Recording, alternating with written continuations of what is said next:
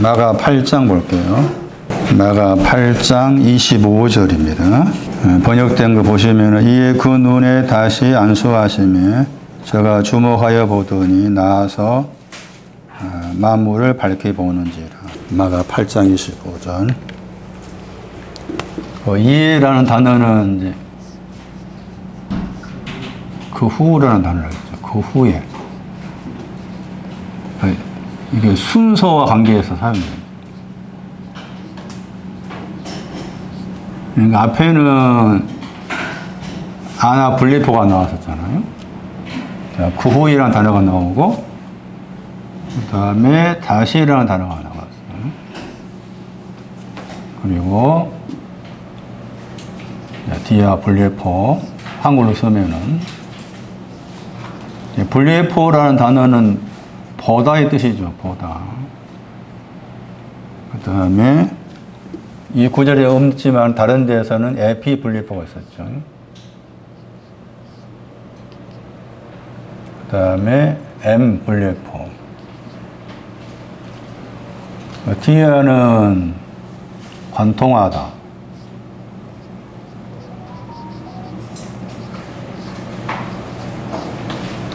에피는 이제 위라는 단어. M이라는 단어는 이제 안에서 본다. 그래가지고 이제 여기 와야 소경이 끝난 거. 여기 와야. M 분리포에 와야.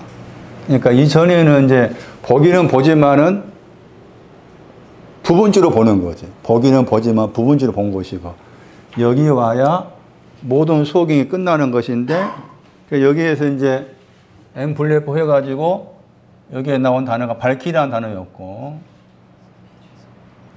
그게 이제 비추다였죠. 이 단어 속에 비추다가 들어있었고, 그게 이제 고린도후서 4장 4절 대표적 구절이 여러 가지 비추다 구절이 있었지만, 그리고 여기에 이제 우리 번역으로 이제 만물이 나오죠. 만물. 원어는 하판타입니다. 그러니까 M 분리포 안에서 본다고 했을 때 안에서 보는 내용이 이거죠. 이거. 그다음 대상이 얘입니다. 예. 하판타가 비추는 대상이고, 하판타가 안에서 보는 대상이에요. 하판타가. 그러니까 이 단어도 굉장히 중요한 단어예요. 이 문제를 제가 설명을 오늘 하고, 다음 주에 이제 지난주에 말했던 오늘 설명을 해야 될 것 같아가지고, 이 구절이 중요한 구절이다. 마가 8장 25절. 그 마가복음에는 이 구구라는 단어가 딱 3번 나옵니다. 3번.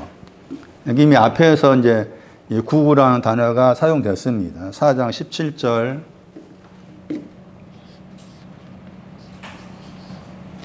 그 다음에 4장 28절. 마가입니다. 이미 4장 17절하고 4장 28절 말씀에서 이 구후라는 단어를 썼어요. 그리고 이제 여기 와가지고 다시 쓴 거잖아.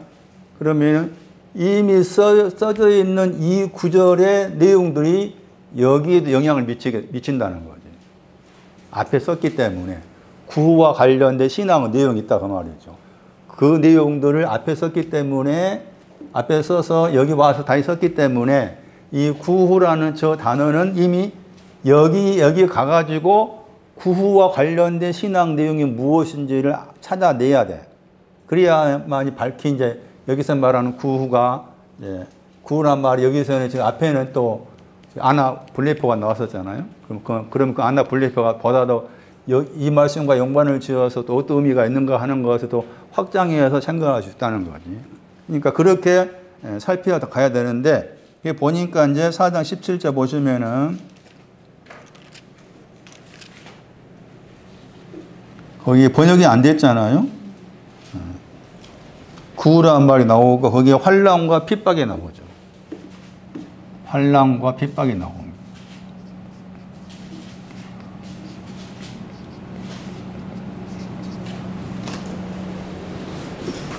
환란과 핍박이 나오고, 그 다음에 4장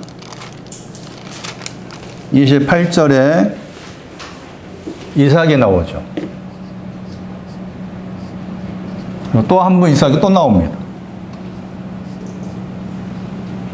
구후라는 단어가 이렇게 연결됩니다. 환란과 핍박이 나오고 구후와 관계해서 28절에는 구후와 관계해서 이삭이 두 번 나와요. 그럼 다시 이제 이 구후와 관련한 이 구절을 여기에서 보는 것으로 두 번 보는 거 나왔죠. 이해 보고 A는 다른 구절이 있었지만은 이해 보고 이해 있었죠. 환란은 이해와 연관돼. 환란이 뭐냐?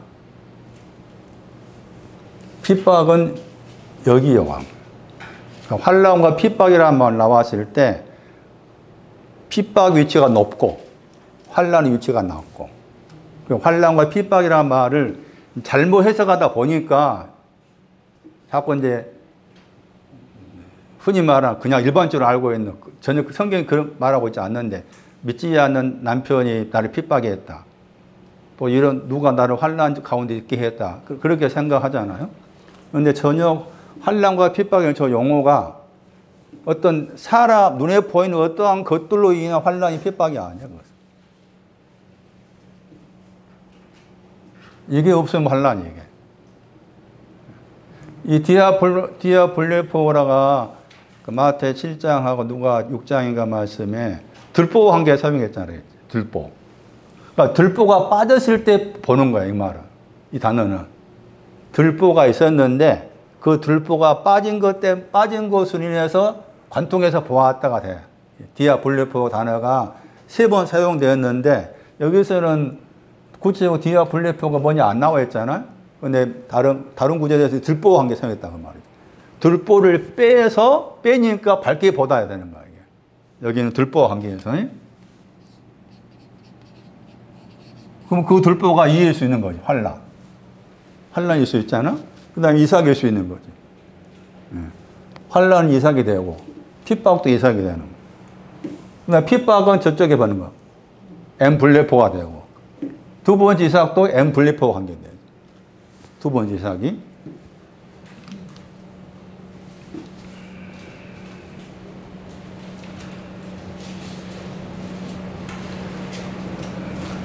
환란과 핍박에 대해서는 따로 주제를 떼내가지고 여러 구절을 다시 설교할 필요가 있습니다. 그럼 오늘은 그냥 이제 여기 말씀 관계에서 나왔기 때문에 말씀드리는 거고, 이삭이라고 했을 때 제자들이 이삭을 따먹었단 말 나왔잖아요. 물론 문자도 이삭을 따먹었지. 근데 이 이삭을 먹은 거야. 이 이삭하고 이 이삭 다르다겠죠. 여기 가야 이제 알곡이 되는 거야. 이 이삭 안에 알곡이 있는 거지. 곡식이라는 단어가 알곡이라는 단어예요. 그럼 앞에 있는 이삭하고 뒤에 있는 이삭은 뭐라 하겠어요? 전에 했잖아? 기억납니까? 이제 창세기 41장 가야 됩니다. 창세기 41장 가가지고 앞에 있는 이삭이 이제 풍년과 관계되죠. 앞에 있는 이삭이 풍년과 관계되고 뒤에 있는 이삭은 흉년과 관계되는데, 그러니까 풍년의 신앙이 더 낮은 거예요. 풍년의 신앙이 낮고 흉년의 신앙이 높은 거예요. 그럼 더 구체적으로 보면은 얘가 신앙이 인자를 말합니다.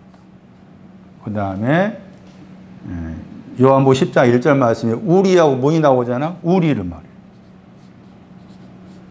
인자와 우리가 이삭의 내용이에요. 흉년의 이삭은 코어가 없는 겁니다. 독식은 날개친 올라간다는 코어가 없는 것이 흉년입니다. 이게 이삭입니다. 그렇게 창세기 41장 여기 27절, 26절, 27절, 그 다음에 뒤에 구절은 같이 창세기 41장, 26절, 27절입니다. 여기. 거기 하시면 이제 그렇게 설명할 수 있는 근거들이 나옵니다. 그래서 그렇게 정리할 필요가 있습니다. 여기 이삭은 흉년인데 속이 비었단 말 나와요. 그 속이 비었다고 했을 때 속이 빈 신앙이 코아우입니다. 덕수의 날개 올라간다 할 때 그 힘이 없는 거에 속이 빈 거라. 그러니까 두 번째 이삭은 흉년인데 그러면은 말씀드린 것처럼 제자들이 이삭을 따먹었다고 했을 때 여기 먹는 겁니다. 이삭이 두 가지라고 했잖아. 두 가지 나왔잖아 지금. 여기 먹었지만 이걸 아직 못 먹었단 말이에요. 다른 거고. 여기 말씀 앞에는 또 뭐가 나왔는가 하면은 앞에는 풀 나왔잖아요. 마가 4장 28절에 풀이 나왔죠. 여기는 풀이잖아요. 이 풀이 이제 이쪽에 가면은 이제 아나블리포가 되는 겁니다. 이쪽에. 풀. 이 풀은 백합화입니다. 오늘입니다. 오늘 내일 할 때 오늘입니다. 풀이. 이렇게 정리하실 필요가 있습니다.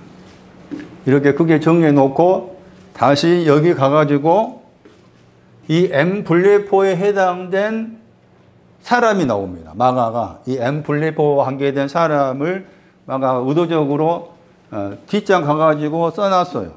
그러니까 그것도 우리가 이제 어떤 사람한테 안에서 비추냐 하는 것을 지금 8장에서는 안 나와 있는데 10장 가면은 그 대상을 구체적으로 언급을 합니다.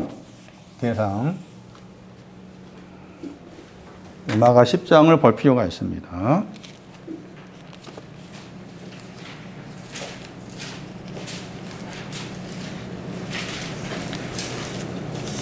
대상이 크게 10장 21절입니다. 마가 10장이. 마가복음 10장 21절에 한 사람이 등장하고 그 다음에 마가 10장 27절에 여기는 제자고 여기는 우리가 그냥 아는 청년입니다. 흔히 부자 청년이라는 거 청년. 그 사람들 썼습니다. 엠블레포를. 그 다음에 마태 6장 가가지고 들었던 말씀에 공중의 새. 공중의 새도 엠블레포였죠? 기억나십니까? 마태 6장 26장. 공중의 하늘입니다. 하늘의 새가 새를 보라고 했잖아요. 거기 이제 신천지에 넘어간 사람들이 저도 많이 만났을 거 아니에요? 제가 아는 사람들이 넘어가고 했을 때. 근데 그 사람들이 넘어간 사람들 가운데서 이제 거기 이제 하는 말 가운데 기존 교파에 있는 뭐 목사님이나 자기가 아는 사람한테 내가 성경 읽으면서 좀 어렵게 느껴진 거, 어렵다는 이거 무슨 말인지 모르겠다 했을 때 그것을 이제 물었더니 대답을 못 해주더라. 근데 거기 가니까 막 자세히 풀어주더라 이렇게 된 거야. 그러니까 분별력이 없으니까 자세히 풀으니까 그게 맞다라고 그냥 빠지는 거지. 그들의 해석 가운데 이거 나옵니다. 하늘의 새가 나옵니다. 그런데 하늘의 새를 전혀 모르고서 엉뚱하게 자기 나름대로 해석한 거지. 하늘의 새가 누구라고 말합니까? 청년, 제자입니다. 이 엠블레포로 보면 그렇게 봐야 되는 거예요. 그렇게 봐야만이 하늘의 새가 상징적인 구원하는 거지. 하늘의 새가. 나중에 설명할게요. 먼저 청년 보세요. 청년.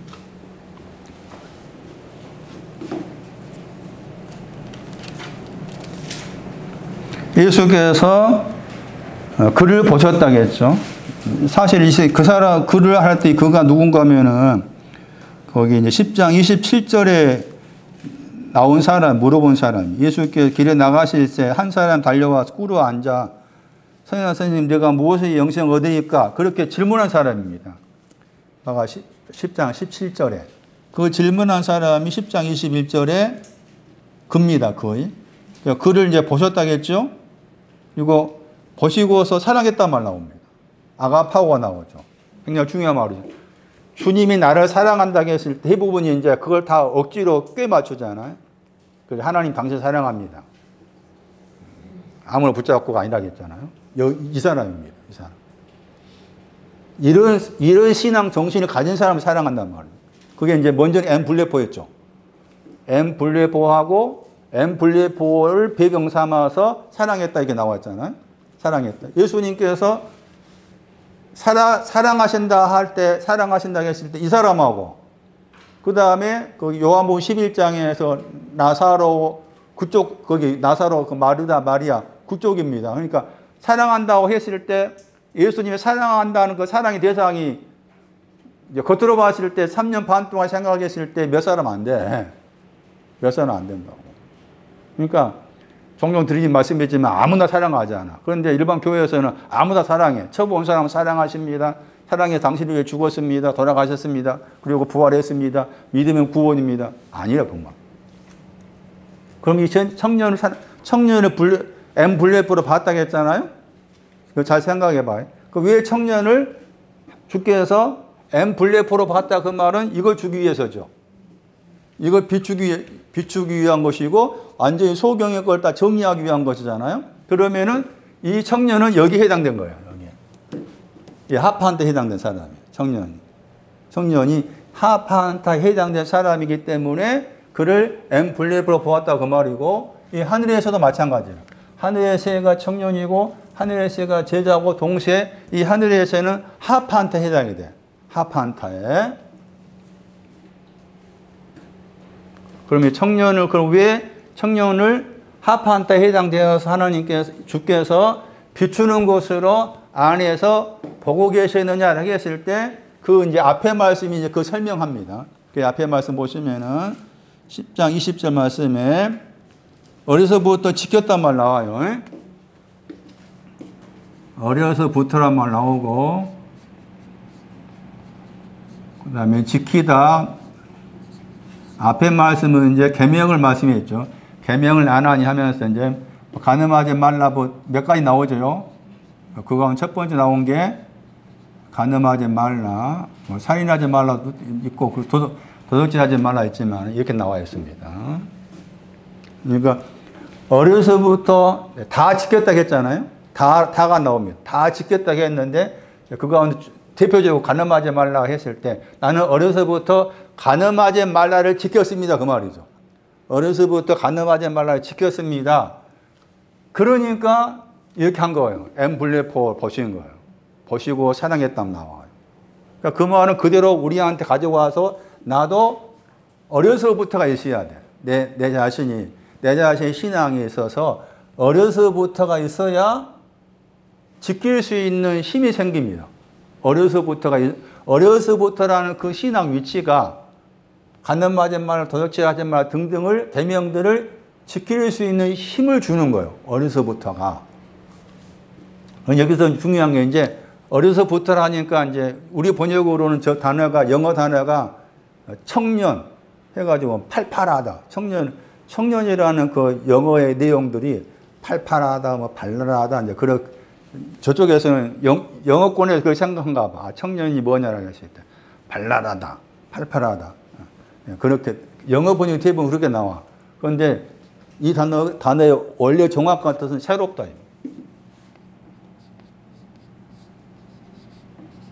그러니까 새로움으로부터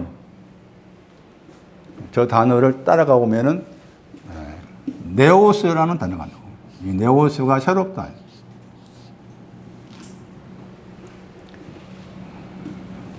잠시 새롭다와 관계된 성경 구절을 보시고 그럼 지킨 것이 뭐냐? 우리 식으로 생각하면 지킨다 그러면은 간음하지 말라, 도둑질하지 말을 내가 지켰다 생각하잖아요. 우리 식으로 지켰다 생각하시는데 이 단어는 불침번을 서다. 불침번을 서는 거 지키는 겁니다.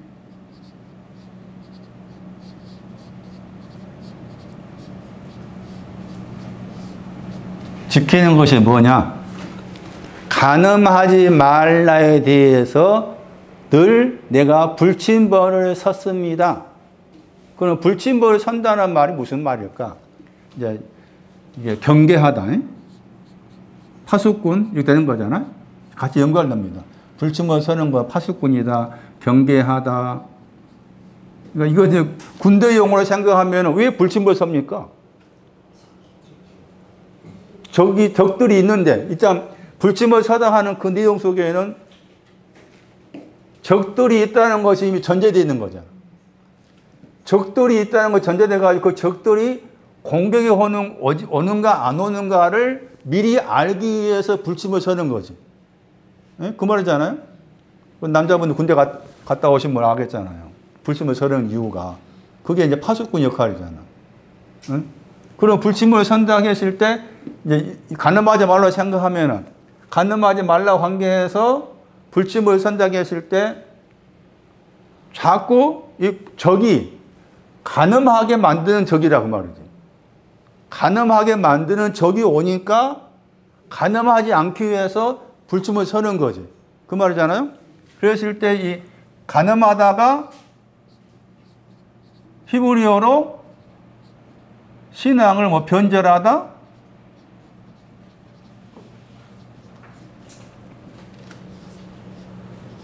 에레미야 3장 8절일 거예요. 퇴보를 말합니다. 퇴보. 에? 이 가늠에 대해서 이 구절을 기억하셔야 돼. 6장 32. 잠언 6장 32.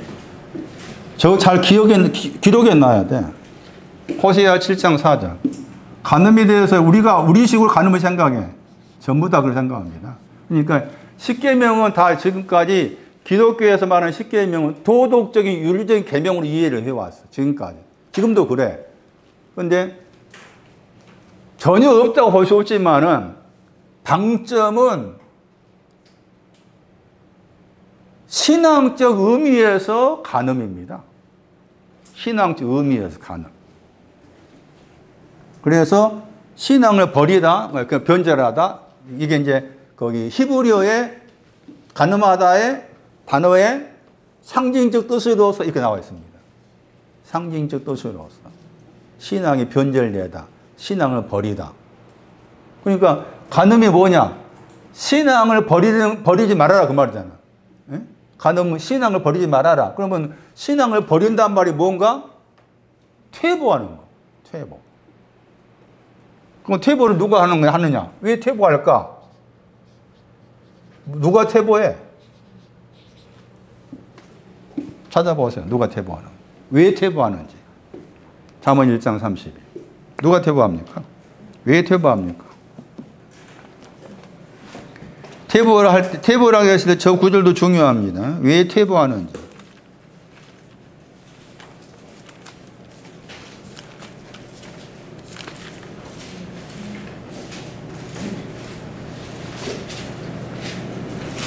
퇴보가 나오죠? 그 퇴보가 죽인다겠죠? 퇴보가 죽인다. 죽다와 관계되죠. 퇴보가 죽다. 어리석은 자의 퇴보는 자기를 죽인다고 했고, 그 다음 여기 가면은 이제 퇴보하는 이유가 나와. 간음이 퇴보라겠어요. 에레미야 3장 8절이. 또 그 에레미야 3장 거기 가면 또 음행이 창녀입니다. 거기도 퇴보한 게 말합니다. 퇴보화. 그러니까 자꾸 퇴보하게 만들지. 히브리 10장 38절 이하에 가시면은 주께서 퇴보하는 거 싫어한다고 했잖아요. 갈라디 2장 가면은 베드로가 뭐 했습니까? 퇴보했습니다. 그러니까 퇴보하는 거 베드로도 퇴보합니다. 왜 퇴보하느냐? 마음이 부족하다. 마음이 부족한 것이 뭐냐? 아마치가 없다고 말해요. 하자크는 있는데 아마치가 없다고 말해요. 강한 것은 있는데 담대한 것이 없다고 말해요. 여기 가면은 이 마음에 거기 이제 호세아 7장 4절 이하에 가면은 이 마음에 이제 번역이 어떻겠는가? 가늠한 사람에 대해서 호세아서 말씀에서 마음과 관계해서 말하면서 마음에 지금 불과 불꽃이 붙었다고는 화덕이란 말 나옵니다. 화덕이란 말 나오죠?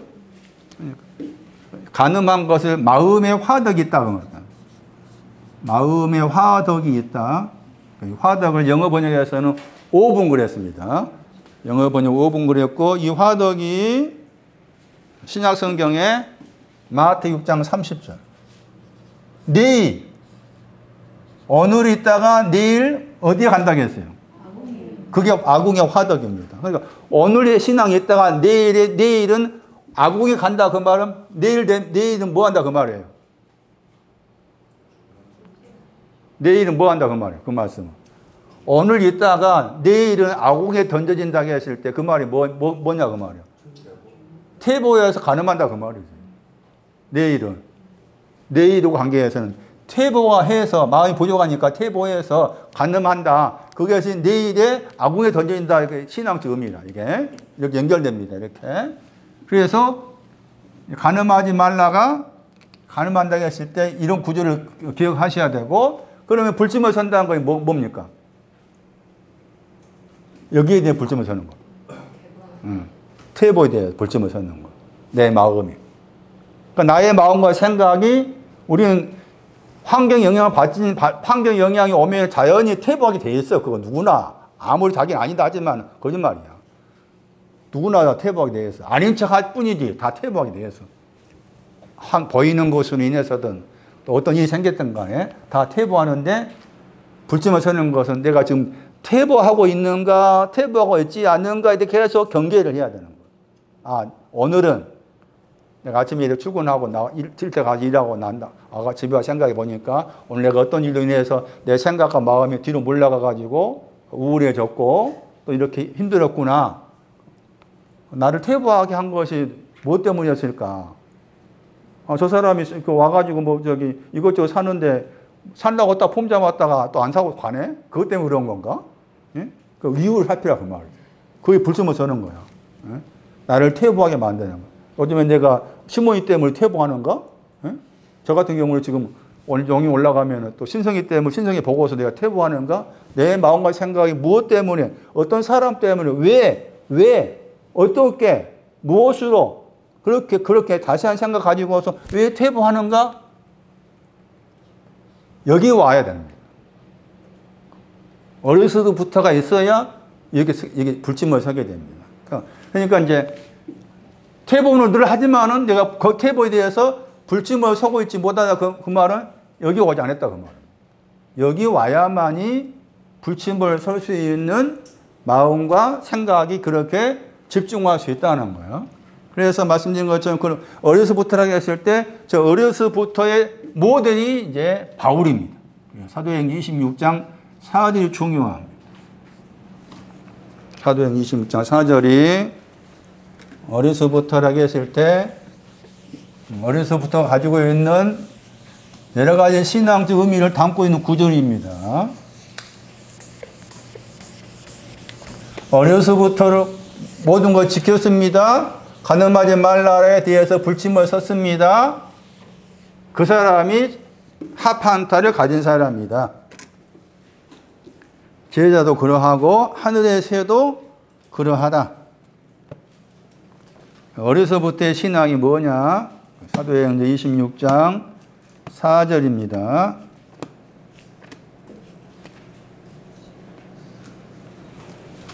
다 영어로 다 이게 젊었다, 청춘을 뜻하는 단어입니다. 그런데 정확한 원어의 뜻은 굳이 영어로 쓰면은 유니스 이렇게 씁니다. 유스라는 영어 단어보다 이 단어가 더 원어의 뜻을 살리는 거예요. 거기서 이제 어려서부터라는 신앙에 대해 설명이 나옵니다. 어려서부터 신앙이 뭐냐? 첫 번째, 처음부터가 어려서부터 같습니다. 처음부터 아포 아르케잖아요. 아포 아르케. 근데 이 아포 아르케가 요한일서 1장 1절에 나오죠. 요한복음 1장 1절은 엔 아르케, 시작 안에 있다고 했고, 요한일서 1장은 시작에서 이게 아포가 떨어지다. 시작에서 떨어지다 되는 거예요. 그런데 이 두 단어가 합쳐져 가지고 이제 합성어가 되는 거죠.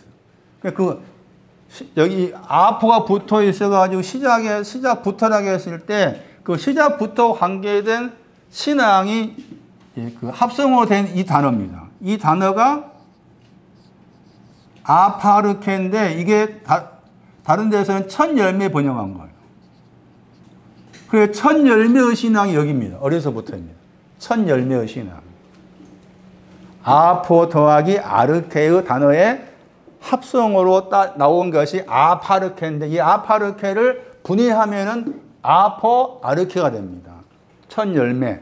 첫 열매라고 했을 때 첫 열매와 관계된 성경 구절이 많습니다. 14만 4천도 첫 열매의 신앙이 들어있습니다. 14만 4천. 계시록 14장 4. 계시록 14장 4절. 로마서 8장 23절.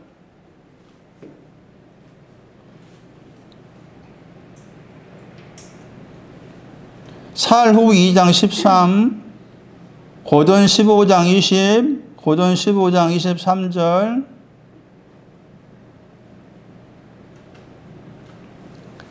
그런 구절들이 첫 열매라는 단어입니다. 그래서 아포 더하기 아르케라는 단어를 번역할 때 시작부터 혹은 처음부터 이렇게 번역되는데 이것이 합쳐지면은 이 단어가 되는 거예요. 이 단어를 다시 분해하면 이렇게 되는 거고. 그랬을 때 아포 아르케라는 저 단어는 첫 열매의 신앙을 말한다. 그렇게 이해하셔야 돼. 첫 열매의 신앙. 첫 열매의 신앙이 이해와 연관된다 했죠. 어려서부터 첫 열매. 그 다음 보시면은 26장 5절에 아노센이 나오죠. 위로부터. 여기서 일찍부터 번역했지만 위로부터죠. 요한복음 3장에 나왔던 단어입니다. 위로부터 거듭나다 했을 때 요한복음 3장 3절 7절 아노센 발음으로 쓰면 아노센 위로부터 이해도 다 여기고 합니다. 어리서부터. 어려서부터는 저 신앙의 내용 속에는 첫 열매도 들어있고 위로부터 미리 알았다도 들어있습니다. 그리고 26절 4절에 생활한 상태 번역을 생활한 상태 번역했죠. 그 생활한 상태도 들어있습니다. 생활한 상태. 그러니까 이 생활한 상태와 관계된 성경이 누가 8장 말씀에서 가시떨기와 관련 나오죠. 누가 8장 14절. 누가 8장 14절에 비오스, 생명, 가시떨기와 관계.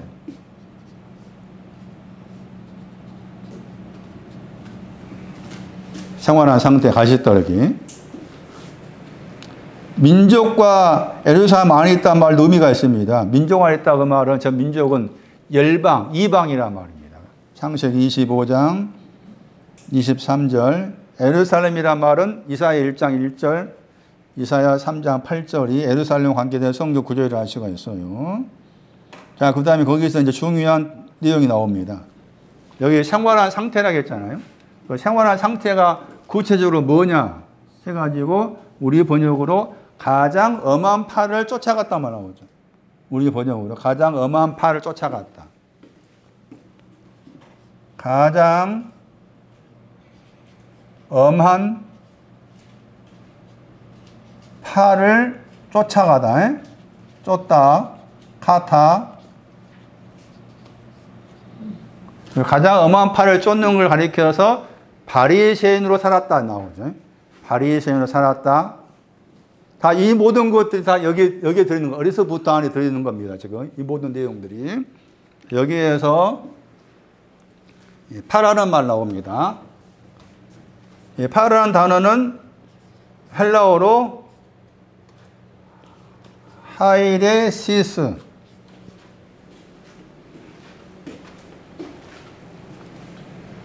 하이레시스를 읽습니다. 헬라어로 파할 때. 이 단어는 다르게 번역하면 이단입니다.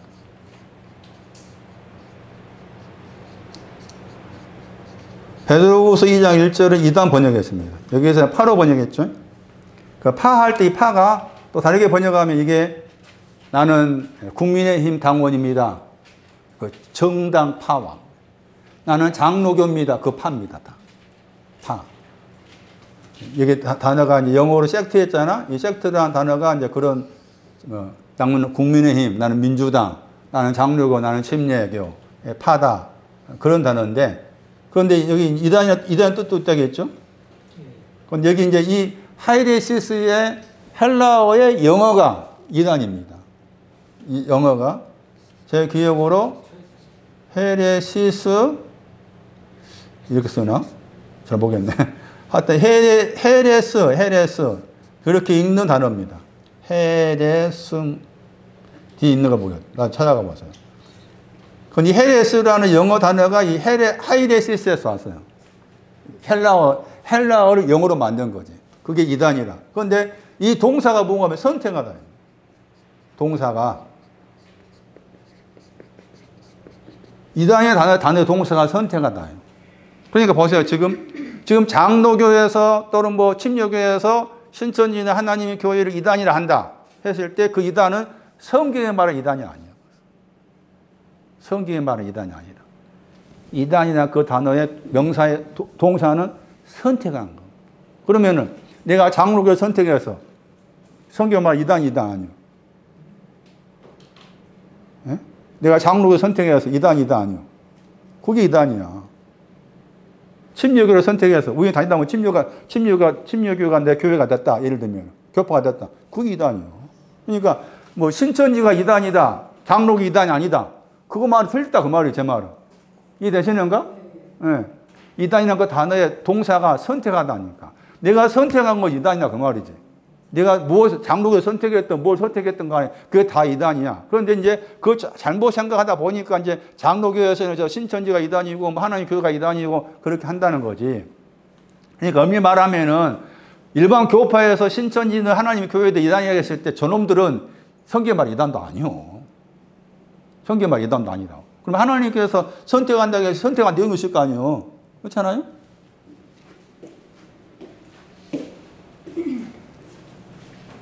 사로 2장 13절 보세요. 하나님의 이것은 이단이 아닙니다. 하나님이 선택했으니까. 그러나 하나님이 선택하지 않는 것을 내가 선택하고 있으면 그게 다 이단인 거지. 사로 2장 13절 뭐라 했나 봐요.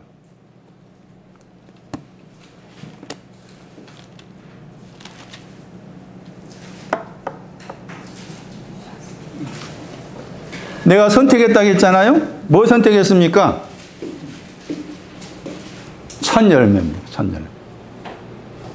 첫 열매로 선택받은 것이 이단이 아니에요.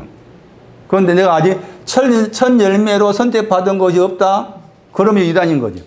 하나님 보시기에 내가 뭐 장로를 택했든 뭘 택했든 간에. 그래서 이단이라는 말도 정리할 필요가 있습니다. 일반 교파에서 저쪽이 이단이 하니까 막이 나도 이단이 생각하면 안 된다. 이단이라는 단어를 분해하면 동사가 나오는데 그 동사가 하이레오마이. 명사는 하이레시스지만은 선택하다다. 그 성경에 말하는 선택은 대표적 구절 이 구절이다. 첫 열매로 선택했다. 하나님께서 나를 첫 열매로 선택했다 하는 거기에는 이단이 아니요. 그러나 내가 첫 열매가 안 돼 있다, 안 돼 있는 가운데서 장로교다, 무슨 뭐 감리교다. 그럼 그거 이단인 거지. 성경의 말은 이단하고 일반 교회 사용은 이단하고 용어가 잘못 사용하고 있다 그 말이니까 그런 부분 정확하게 알 필요가 있다 그 말이에요. 여기서는 이제 멸망가죠, 멸망. 베드로후서에 나와 있는 이단은 멸망으로 간다는 표현 나옵니다. 어떻게 생각하면은 이단도 돼야 되잖아요. 고전 11장인가 보시면은 이단과 관계에서 아주 중요한 말씀이 들어 나오기도 합니다. 따로 이제 이단 관계에서도 설명할 필요가 있겠습니다만. 자, 그러면은 여기 지금 가장 엄한 파했잖아. 그러니까 지금 저기 바울이 나는 가장 엄한 파를 선택했다는 거죠. 그리고 그러면서 거기에서 이제 바리새인으로 살았단 말 나오잖아. 그러니까 바울이 선택한 파는 바리새파가 되겠지. 따지면은 연관을 지으면은 나는 나는 가장 엄한 파를 가지고 있는데 바리새인으로 살았다는 그 말 속에서 가장 엄한 파가 바리새인과 관계해서 말한 거죠. 자, 그러면은 우리 모임에는 파가 없어버렸잖아요. 원래 없어지려고 없앤 거 아니잖아요. 저놈 다 없애버렸죠. 저놈들이. 저는 뭐 하여튼 몇 번 쫓겨났나 모르겠네. 역사를 돌아보면 창원 중앙교 쫓겨났지. 또 뭐 거신집 쫓겨났지. 왜 쫓아내는 거 모르겠어. 그렇다면은 손 나냐? 야, 너는 나냐? 너는 무슨 파냐? 물어보면 너니 뭐로 대답할까? 나는 파가 없다 하면 안 돼. 무슨 파로 말할까? 그렇지. 나는 가장 엄한 파다 해야 돼. 파를 말할 때 나는 가장 엄한 파에 속한 사람입니다. 장로교도 아니고 뭐 문고사 앞에 있는 그 교회도 아니고 나는 가장 엄한 파입니다. 굉장히 중요한 말이에요. 우리 이번에 가장 엄하다 번역했잖아. 이게 최상급이에요. 가장 엄하다가. 다르게 번역하면 가장 자세하다. 가장 자세하다. 가장 면밀하다. 가장 꼼꼼하다. 최상으로 가장 꼼꼼합니다. 가장 자세합니다. 그런 뜻이에요. 너는 어느 교파냐? 나는 가장 엄한 파입니다. 나는 가장 자세한 파입니다. 나는 바리새인으로 살고 있습니다. 나는 바리새입니다 해야 돼. 바리새. 그래서 바리새와 관계해서 가장 엄하다는 말 나온 거예요. 가장 엄하다고 했을 때 동사 보시면은 마태복음 보시면 동사가 나오는데 마태 2장 가 보시면은 거기에서 이제 거기 별과 관계해가지고 별이 나타난 때를 설명하면서 마태 2장 7절하고 마태 2장 16절에 동사가 나옵니다. 2장 7절과 16절에. 번역하기를 자세히 묻다 나와 있어요. 자세히 묻다, 자세히 알아보다 이렇게 나와 있어요. 이게 이제 원급이야, 원급이라고. 가장 엄하다는 말은 가장 자세히 알아보다입니다. 가장 자세히 알아보다. 엄하다 번역되다 보니까는 그냥 잘못해서 생각하기 쉽잖아요. 가장 엄하니까 그것을 막 율법으로 계명으로 이렇게 했다고 생각하시면 그런 말이 아니에요. 이렇게 이 표현을 긍정적으로 생각해야 돼. 그러니까 제가 사도행전 9장에서 바울이 집가에 갔다고 했잖아요. 집가에 있었다고 했죠. 집가에 거울이 있었다고 했잖아. 전도서 1장 말씀 참고하면 구부러 있는 사람은 곱게 할 수 없다고 했잖아. 그런데 바울이 겉으로 봤을 때 이제 주의 이름 부르는 사람 핍박했잖아요. 주의 이름 봐서 핍박은 그 자체도 구부러져 있는 거잖아요. 그런데 그가 집가에 갈 수 있었다는 배경이 여기에 있는 겁니다. 가장 엄한 파를 쫓고 있었기 때문에 집가에 갈 수 있는 신앙의 병이 거기서 나온 거예요. 그러면 여기서 이제 이렇게 했잖아. 그런데 앞에 말씀 보니까 22장 가면은 가장이라는 최상급이 아니고 원급으로서 나온 단어가 나옵니다. 원급으로서. 그 구절도 바울이 지금 자기 경험에서 쓰면서 저 단어를 사용했어요. 그게 22장에 나옵니다. 22장 3절에 나옵니다. 22장 3절. 엄하다 번역했죠. 22장 3절에 엄하다 번역했잖아요. 22장 3절에 엄하다 번역했는데 이거 엄하다 한 것은 이제 자세하다 그 말이지. 꼼꼼하다, 자세하다. 에? 최상급이 빠진 거죠. 원급이니까. 자세하다. 여기서처럼 자세히 묻다, 자세히 알아보다. 그게 이제 22장 3절에 사용했어. 그러니까 여기에서 이제 최상급이 아니고 최상급이 왔을 때는 바리새인으로 살았다가 된 거고. 최상급이 왔을 때. 그리고 최상급과 관계해가지고, 저 어려서부터가 나오고, 여기 쭉 나온 거예요, 여기 다. 이거 모든 것들이 여기, 이 내용과 관련되어 있는 겁니다. 그런데, 여기가 가장 최상급에 해당되지 않고, 원급에 있었을 때, 여기에 있었을 때, 뭐라 했는 가말리엘에 나오죠. 가말리엘 문화생활 때 그 문화가 뭔가 발이란 말이에요. 가말리엘 발 옆에, 가말리엘 발 옆에 있어가지고 거기 말씀 가운데 동사가 징계하다. 징계받았다. 징계받았다. 22장 4절. 교훈받았다 말을 달리기 번역한 징계받았다. 거기에서 그러니까 가말리엘 발 곁에 있었던 거죠. 여기에는 가말리엘 발 곁에 있어가지고 책망의 단어와 연관된 단어 가운데 징계하다가 있는데 계속해서 징계를 받고 있었던 때가 자세히 알고 있는 이때였어요. 이때. 자세히 알고 있을 때. 가말리엘은 엘은 하나님이고 가말이란 말은 젖을 떼다 또 열매를 맺다 하는 단어가 들어요. 여기에서는 젖을 떼다 의미도 들어있으면서 열매를 맺다라고 생각했을 때 열매를 맺게 하시는 거기에 발. 그러니까 발이란 말 지난번 설명했잖아요. 뭐라 그랬습니까? 견디다 했잖아요. 견딜 수 있다 했잖아요. 그러니까 아직 열매 맺는 신앙이 오지 않았는데 열매 맺는 신앙이 오기를 지금 견디고 있다 하는 것이 여기라. 여기서 훈련을 받은 거야. 바울이 여기에서 훈련 받고 나서 26장에 와가지고는 이제 최상급을 써서 나는 가장 자세하게 알고자 하는 바리새인의 삶을 살고 있다. 그렇게 말씀을 한 거예요. 그러니까 여기에서 언급을 사용한 거다고. 26장에 와서 가장 최상급으로 사용한 그 배경도 좀 우리가 깊이 살펴볼 필요가 있습니다. 그랬을 때, 저 가말리엘 했을 때, 그 가말리엘이 민수기 17장 8절, 다 이름에 의미가 있다겠죠. 민수기 17장 8절은 번성하다 신앙이 온 다음에 꽃을 피웠어.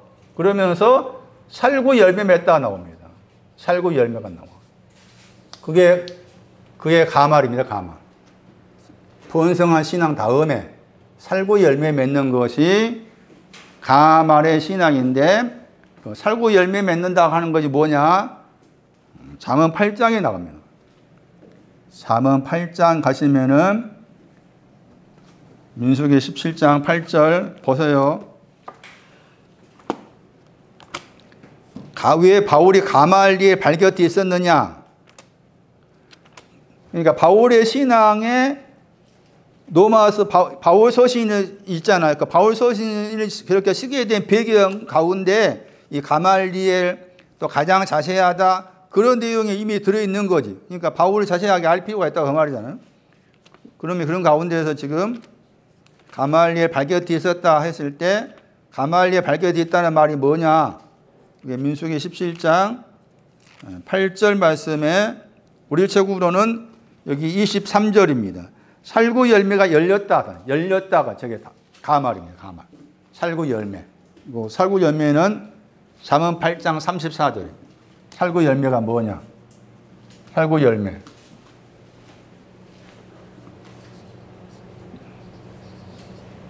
잠언 8장 34절 말씀이 살구 열매 신앙입니다.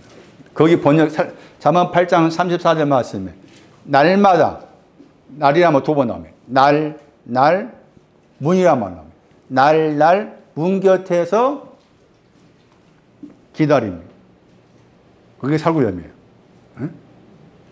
문 곁에 기다린다고 했을 때 그러면 그 문 곁에서 기다린다. 뭘 기다릴까? 문이 나오잖아. 왕상 7장 50 문이 두 개 나와. 외소의 문, 내소의 문. 문 곁에서 기다려. 그럼 여기서 문은 내소가 되는 거야. 내소의 문 곁에서 기다려. 왜 문 곁에 기다려? 내소의 문이 열려지게. 내소의 문이 열려지게 기다려. 이게 가말리엘. 이게 가말리엘이라. 그러니까 가말리엘 발 곁에 있었다는 말도 그냥 가볍게 넘어갈 말이 아닌 거예요, 지금. 샤카드, 살구 열매라는 단어가 잠언 8장 34절 말씀에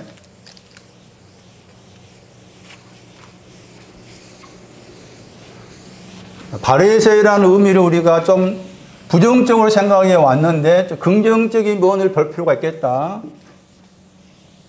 가장 자세하게 어려서부터라는 그 생활의 상태를 말했을 때 가장 자세하게 알고자 한다 그 말입니다. 가장 자세하게 알고자 하니까 불침을 설 수가 있는 거죠. 가장 자세하게 알고자 하니까 불침을 설 수가 있는 거라. 바리새인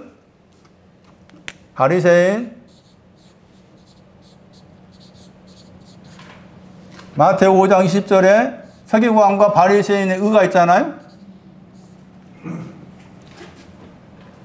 바리새인은 느헤미야 8장 가요. 바리새인가 가리키는 신앙적 의미가 뭐냐? 느헤미야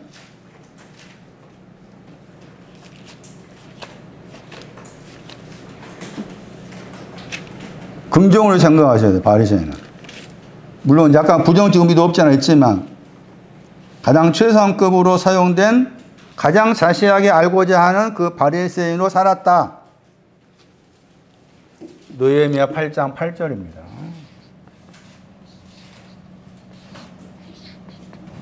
파라시입니다. 파라시.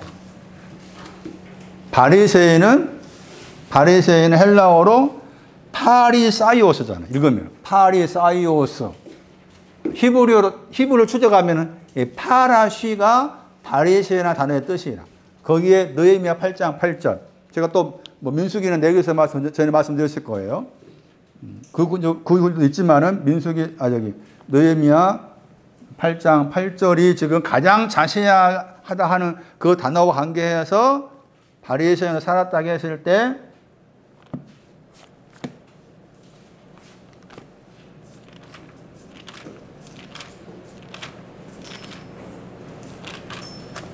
우리 번역이 안 됐어. 이 번역 안 하는 거 모르겠어. 번역 안 했잖아요? 8장 8절 보시면 하나님이 율법책을 낭독했다 이렇게만 나와 있죠. 그렇죠? 번역 안 된 단어가 파라시죠. 명확히 말하다. 바리새인이 뭐냐? 명확히 말하다.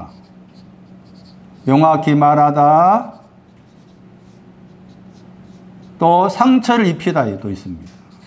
그러니까 바리새인 속에는 상처를 입히다, 상처를 받다, 혹은 명확히 말하다 이 뜻이 되어 있어요. 여기에서는 명확히 말하다 하는 겁니다. 바리새인의 긍정, 명확히 말하다. 약간의 바리새인의 부정은 상처를 입히다, 상처를 받다. 그러니까 무엇에 대해서? 율법 안에서, 책 안에서. 그 말은 내가 율법 안에 들어가려면 그 말입니다. 내가 책 안에 나음의 책 안에 시편 71편에 나와 있는 그 책과 관계된 성경 구절 거기에 들어가서 율법 안에 들어가서 책 안에 들어가서 그걸 명확히 말한 거라. 아, 율법이 이렇구나. 책이 이렇구나 하는 것을 명확하게 이제 말할 수 있게 됐다 그 말이지. 명확하게 자기 것으로 말할 수가 있게 되어서 그 다음 앞에 말씀에는 뭐라 나와 있는가 하면은 낭독했다겠죠? 그러니까 낭독한다 그 말은 이제 읽는다 그 말이지. 낭독하다가 읽다야. 읽다.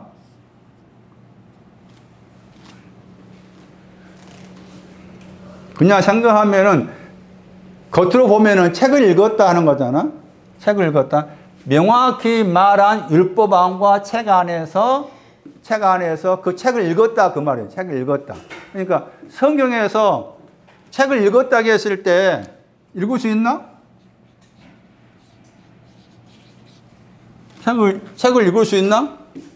읽을 수 없습니다. 이사야 29장 11절 12. 유식한 사람한테 안다는 사람한테 주면서 읽어보라 했잖아요. 읽습니까? 못 읽습니다. 못 읽어야 맞습니다. 못 읽어야 맞아. 그러니까 읽으려면은 이것이 있어야 되는 거예요. 이 안에 있는 것이 이렇게 돼야 돼. 그래야만이 읽을 수가 있는 거야. 그러니까 성경을 잘못 해석한 사람들이 많은 이유가 읽을 수 없는데 자기 식으로 읽는 거지. 읽을 수 없는데 자기 식으로 읽는 거예요. 신천지가 됐든 누가 됐든 간에 자기 식으로 읽어. 그러니까 여기 간 사람 보세요. 얼마나 겸손한 사람. 알 수 있다는 사람은 책을 주면서 읽어보라니까 나는 모른다 하잖아. 예? 그런 사람 만나기 없어. 예? 아, 진짜 그 사람한테 물어봐. 붙잡고 물어봐.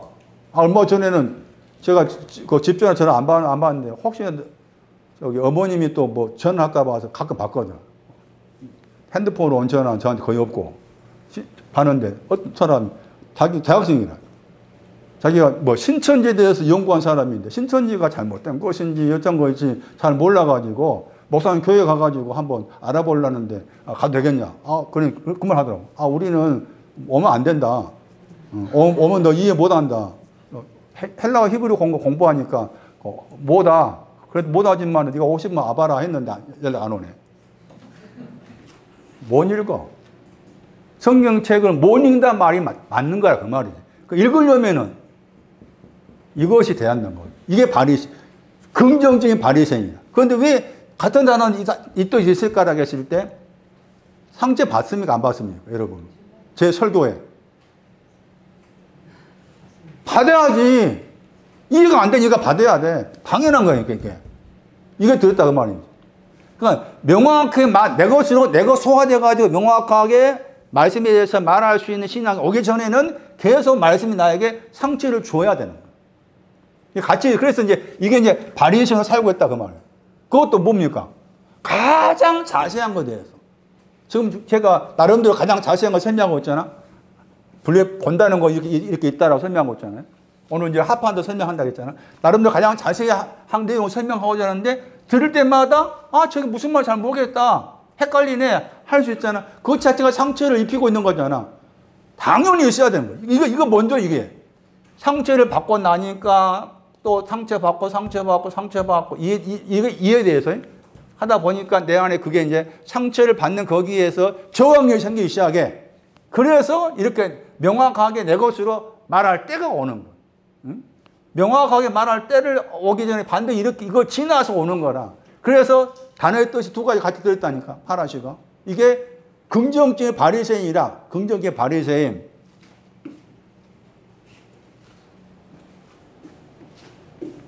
율법 시편 25편 8절, 시편 25편 12절. 막 가르치다, 교훈하다. 길에 대해서. 책에 대해서는 여러 차례 설명을 드렸던 시편 71편 15절. 그리고 거기에서 이제 느헤미야 8장 8절에서 그들이 나왔잖아. 이 그들이 여기에 해당하는 사람이죠. 이 그들이 여기에 해당하는 사람이라. 이렇게 하다가 여기에 해당돼서 이제 드디어 낭독할 수 여기 이것을 이 안에 있는 것을 자기 것으로 해가지고 읽었다 그 말이잖아. 그 사람의 이름이 그 앞에 7절이야. 7절. 예? 느헤미야 8장 7절. 그러니까 느헤미야 8장 7절에 9절 이름이 나오잖아. 이름이 나오죠. 그래서 이렇게 해서 이렇게 해가지고 읽을 수 있는 신앙의 자격을 갖춘 사람을 앞에서 이름도 다 언급하면서 말한 거라. 그러면은 8장 7절의 사람들의 이름이 가지고 있는 신앙의 의미를 추적해 봐야 되겠지. 이름의 의미를. 그래야만이 이 사람이 이런 내용인데 이런 내용 가지고서 이렇게 됐구나 된 거라. 느헤미야 8장은 앞에 4절은 오른쪽에 서 있는 사람, 왼쪽에 서 있는 사람. 그 다음에 7절은 명확하게 율법과 체간을 명확하게 말할 수 있는 사람. 이렇게 이름을 구체적으로 언급하면서 그런 신을 가진 사람들을 또 설명해 주고 있는 겁니다. 집에 가셔가지고 나중에 이제 느헤미야 8장을 설교할 때가 오면 그때 설교하겠지만은 시간 되셔가지고 공부하고 싶으신 분들은 그 7절 나와 있는 사람들 이름을 찾아가지고 공부할 필요가 있어요. 한미나 숙제해야 돼요. 한미나 숙제 4절, 8장 4절하고 7절하고 한미나 숙제 주고 다른 사람들은 숙제 안 줄 테니까 한번 해보세요. 바리새인의 뜻이 뭐라고요? 명확히 말하다. 상처를 입히다. 상처를 입다. 이곳은 난 살았습니다. 가장 자세한. 엄하다는 말을 잘못 번역했다 볼 수가 있겠지. 가장, 이거하고 관계되니까. 가장 자세한 파. 선난이야, 너는 무슨 파 다니고 있냐? 나는 가장 자세한 파 다니고 있어요. 그 말은 맞는 말이다. 가장 자세하다. 그러면 말한 것처럼 지금 어려서부터라는 그 신앙 관계에서 설명한 거예요. 어려서부터라는 그 신앙은 가장 자세한 것을 알고자 하는 사람이다. 그 말이죠. 가장 자세한 걸 알고자 하는 사람이다. 첫 열매, 이로부터 그 사람이 이제 결국에는 마가 8장 25절 말씀에 누구였는가 하면은 하판타였죠.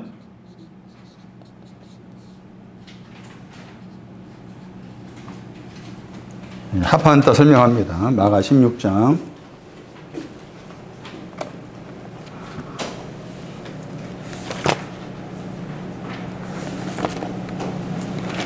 이 구절을 정확하게 알고 있으세요. 대부분 잘못 알고 있습니다. 마가 16장 15절. 가라사대 너희는 온 천하에 다니며 만민에게 복음을 전파하라.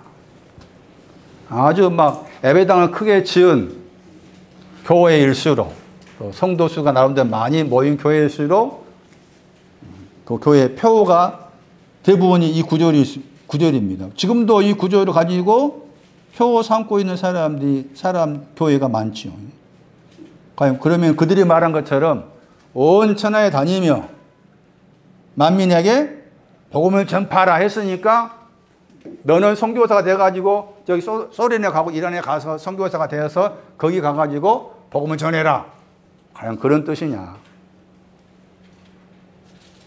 성경을 잘못 해석하니까 그런 엉뚱한 부작용이 많이 생기는 거예요.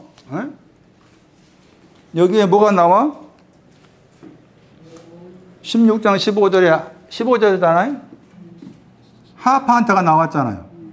그 하판타를 오음 번역했잖아요. 오음 번역했죠. 이게 이제 합성어야.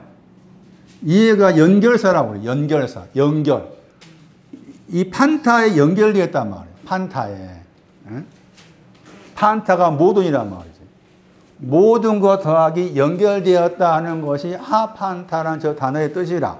그럼 거기에서 모든이라는 단어가 하판타가 가리키는 온이 가리키는 것이 앞에 보면 세상이잖아요.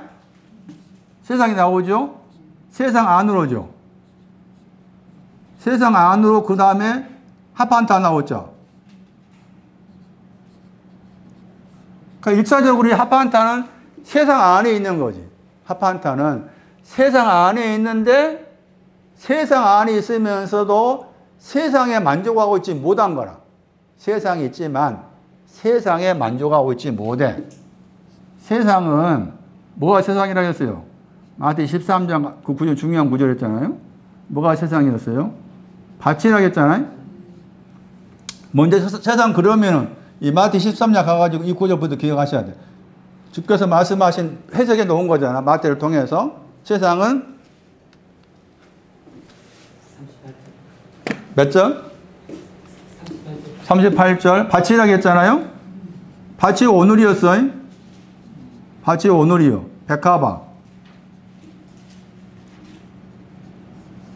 오늘 백합아. 이게 밭이라. 그게 세상이라고.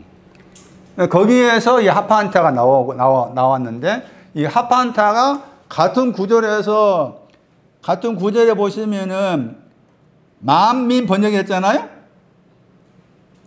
만민 번역했잖아.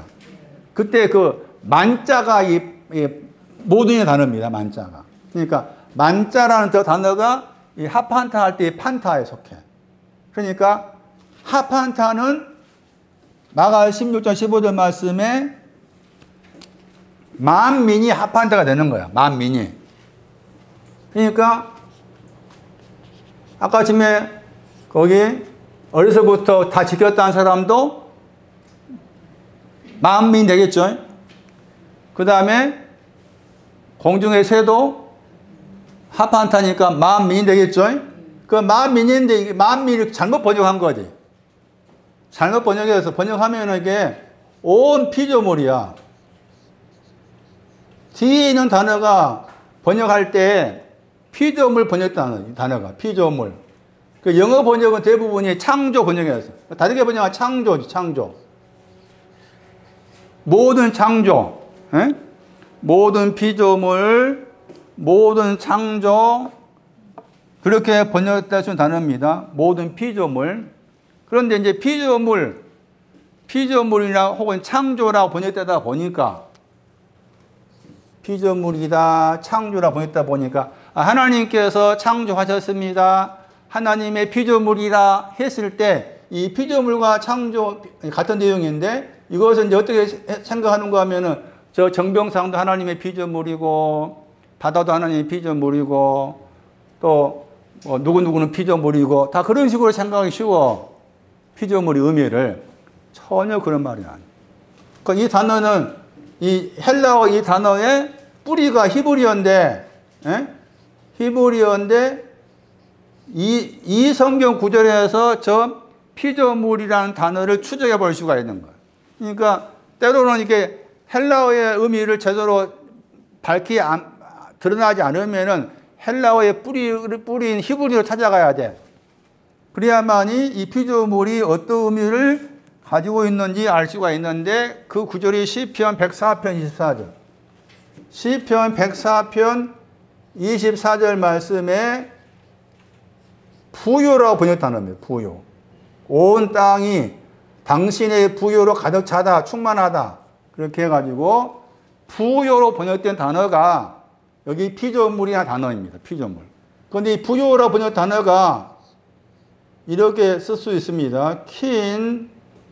읽으면은 얀 이렇게 읽어. 얀 단어가 여기서 부유로 번역했지만 그런데 이게 이제 부유로 번역했지만 이 단어가 번역할 때 창조의 뜻도 있어요.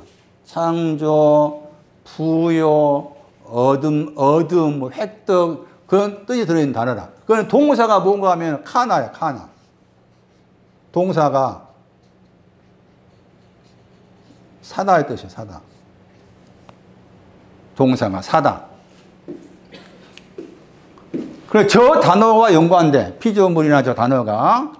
그래서 이렇게 이 배경을, 이 피조물이나 단어의 배경을 이 단어와 관계해서 이해할 필요가 있겠다. 그런데 이게 이제 바울 서신에 가면은 이 피조물이라는 용어를 바울이 자기 나름의 해석을 한 거야. 그러니까 그 바울 서신을 참고할 필요가 있어. 온 피조물이 했을 때. 그래서 찾아보니까 바울 서신에서 바울이 온 피조물이라는 이 용어를 쓴 거야. 그냥 피조물이 아니고 앞에 모든이나 단어 붙여가지고 그게 로마서 8장 22절이에요.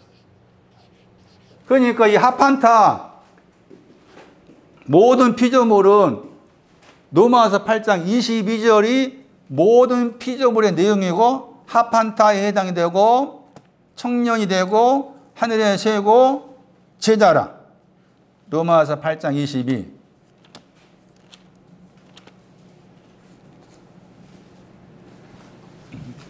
거기서는 다 썼잖아. 다가 온이야. 온 피조물 썼지요? 자, 온 피조물 나옵니다. 그 피조물에 대해서는 앞에 8장 19절도 나옵니다. 8장 19절 피조물. 8장 21절에 피조물 나오죠. 그리고 8장 21절 다음에 왜냐하면 해가지고 22절 나옵니다. 거기에서는 앞에서는 그냥 피조물 설명했는데 8장 22절 와가지고 모든 단어를 붙여가지고 모든 피조물 쓴 거예요. 그러니까 이 모든 피조물의 단어가 여기 나온 거야. 마가 16절 15절 말씀. 이 모든 피조물이 하판타고 이 사람한테 빛을 비추다 엠블레포 이렇게 된다는 것인데 그 모든 피조물이 했을 때 모든 피조물이 어떤 사람이냐 누구냐라고 했을 때 모든 피조물은 뭐 하고 있습니까? 모든 피조물이 하고 있는 일이 있습니다. 모든 피조물이 함께 탄식하다.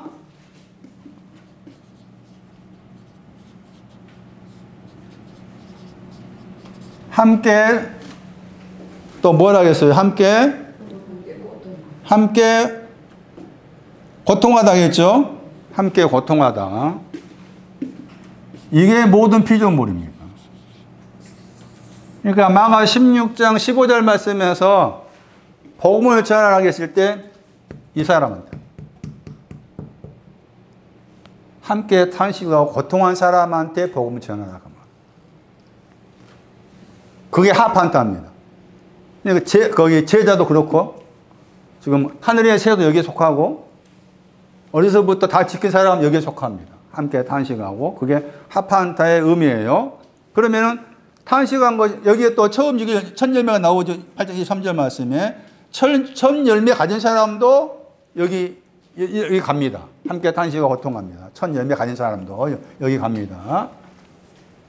함께라는 말에는 이미 하나님과 함께 또 주님과 함께 그런 의미로 설명할 수 있습니다. 함께라는 용어가 사용했을 때 앞에 이제 문장을 생각한다면 하나님이시겠죠. 8장 19절 생각하면은 하나님과 함께 그 말은 이 피조물을 향해서 모든 피조물을 향해서 하나님이 함께 탄식하고 있다. 하나님께서 함께 탄식하는 후에 나도 거기에 동참하는 거죠. 하나님 함께 고통한 거기에 나도 함께 동참하다 하는 것이 온 피조물이라 이 사람한테 복음을 전한단 말.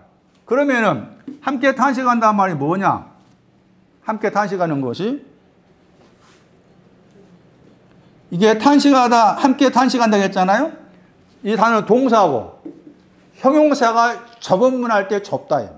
그러니까 접은문이 뭐냐라고 했을 때 접은문은 탄식하는 걸 말해요. 접은문 탄식하다. 마태 7장 13, 마태 7장 14절, 누가 13장 24절, 탄식하다. 접은문, 모든 피조물을 말해요. 모든 피조물한테 접다. 그리고 탄식한다. 뭐 탄식하느냐? 23절. 탄식한 내용입니다. 우리 번역으로 뭐라 그랬어요? 양자 될 것에 대한 탄식입니다. 온 피조물. 그 말은 아직 양자가 돼야 되는데 우리 번역으로 양자가 안 돼 있는 거예요. 그래서 양자가 되게 해주세요. 이게 접은문이고 탄식입니다. 양자가 되게 해주세요. 이게 하판타고 그 다음에 어려서부터 지킨 사람이고 하늘의 새고 또 제자들도 거기에 포함되어 있어요. 양자 될 것. 양자 되다. 아들 더하기 노타의 합성어입니다. 그러니까 아들로 놓여지다 그 말. 아들로 놓여지다. 이 아들은 히브리 1장 5절 팔린 대가 개나오 한 아들이 아니고 팔린과 관계된 아들. 우리가 배운 대로 하면 틱토에 해당돼. 노타 살저 5장 9절. 이게 합성어입니다. 그러니까 히브리 1장 5절하고 살저 5장 9절의 합성어 이 신앙에 대해서 탄식하는 거. 그 사람이 마가 16장 15절 말씀에 하판타고 같은 9절 말씀에서 모든 피조물. 그 탄식한 것만 아니고 또 뭐 했어요? 고통했잖아? 고통이 뭔가 하면 갈라디아 4장 고통의 내용입니다. 갈라디아 4장 19절 그리스 형상이 이루어지기 위해서 해상 고통하는 것입니다. 그리스 형상이 이루어지기 위해서. 그러니까 그 말, 그리스 형상이 이루어진다 그 말은 하나님의 본체, 하나님과 하나됨. 갈라디아 4장 19절 보세요.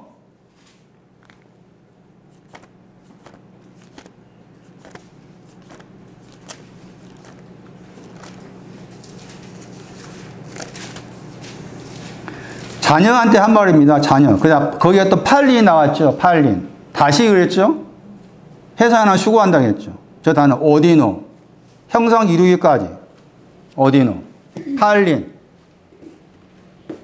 그래서 여기 마가 8장 25절 말씀에 그 후에 다시라고 했어요. 그 다시는 엠블레포와 관계돼요. 엠블레포. 갈라디아 4장 19절 말씀이 고통하다.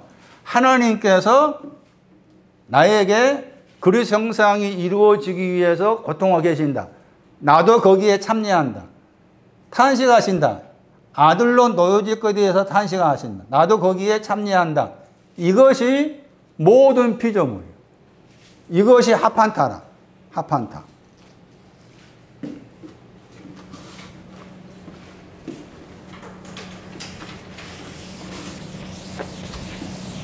숙제. 다음 주 올 때까지 하판타와 관계된 다른 구절도 생각을 하셔야 돼. 이 배경, 방금 설명드린 이런 배경을 가지고서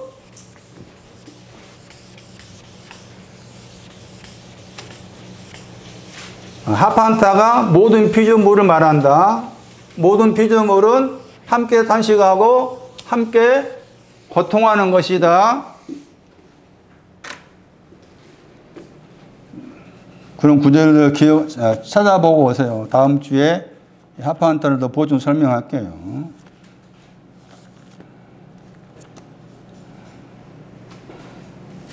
16장 8장 거기 15절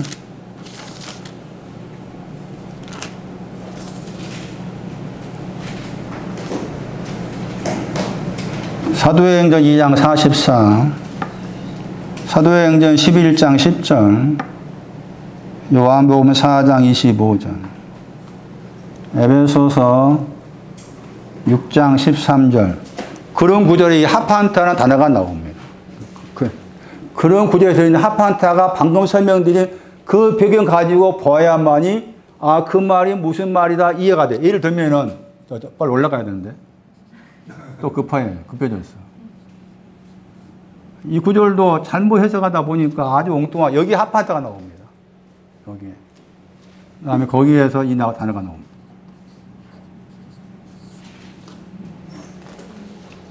번역을 서로 통용했다. 모든 물건을 뭐라고 했어요, 거기. 그거 생각해 봐요. 이 구절을 생각하셔야 돼요. 이 구절을 잘못 해석하니까 공산주의가 나온 거야. 공산주의. 모든 물건을 서로 통용했다 했잖아? 이거 공산주의 배경이라. 김일성 씨가 제가 듣기로 그랬다고 그래요, 그 사람이.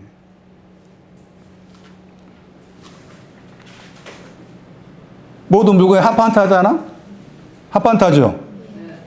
네. 그 다음에 코이노스가 나왔잖아. 서로 통용했잖아요? 저렇게 번역되다 보니까 이게 이제 모든 물건을 서로 통용했다 하니까 나누자. 이게 된 거라. 에? 전혀 그런 말은 아니지.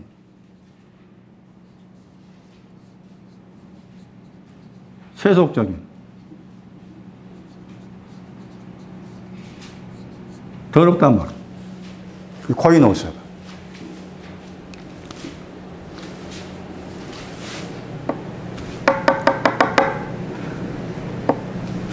11장 8절은 더럽다 넣었을 거 번역은. 11장 8절이 더 코이노스를 그렇게 설명이 나와요. 그렇게 번역한 거. 11장 8절. 속되다 있잖아요. 속되다. 세속적이다. 속되다. 그러니까 속되다 더러다 번역했어요. 더러운 모든 것이라고 말이에요. 하판타가 더러운 거잖아 따지면. 그렇죠? 모든 피조물을 엄밀히 말하면 하나님 보시기에 더럽지. 왜? 아직 양자가 안 됐으니까. 번역된 것처럼. 아들로 놓여지지 않으니까, 하나님 보시기에 더럽지. 예? 그러니까 이게 형용사잖아, 형용사. 더러운 모든 것들을 가지고 있다겠죠. 거기에. 가지고 있단 말이야. 그들이. 2장 44절. 그들이라고 했잖아? 3인지 복수. 2장 44, 2장 42, 2장 42절이. 2장 42에 속한 사람이 가지고 있다 그 말이에요. 예? 2장 42절. 집에 가 공부해. 2장 42절 배경 삼아야 돼. 2장 42절에 하고 있는데 이거 가지고 있어 그 말입니다.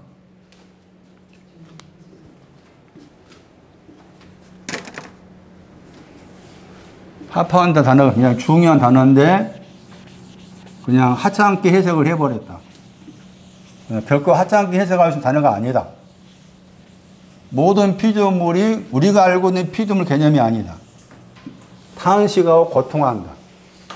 탄식의 내용, 고통이 뭐냐 설명했잖아요. 그런 의미다.